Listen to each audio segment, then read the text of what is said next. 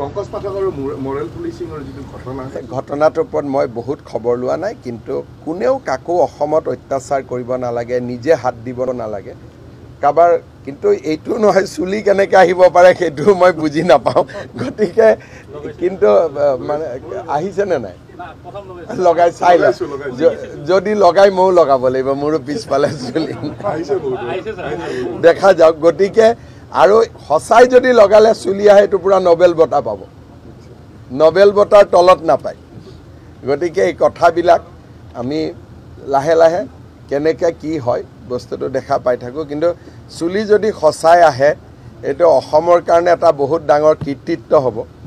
আৰু ডাইৰেক্ট নে আৰক্ষীয়েও ল'ব, চুলি আহিব বুলি ক'লেতো মন্ত্ৰীয়েও ল'ব, কোনে নোলোৱাকৈ থাকিব। চুলি আহিব বুলি ক'লেতো ময়ো লৈ ল'ম, হয় নহয়? গতিকে খবৰ ল'ব লাগিব আহিলে, খালি আহক নাহক অন্যায়টো নহ'লেই হ'ল।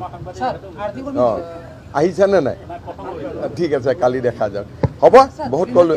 হা না, মই গ্ৰেপ্তাৰ কৰিব নোৱাৰোঁ। গ্ৰেপ্তাৰ কৰা নকৰাটো পিছত, তেওঁ দোষী হ'ব পাৰে, নিৰ্দোষী হ'ব পাৰে, মই নাজানোৱেই।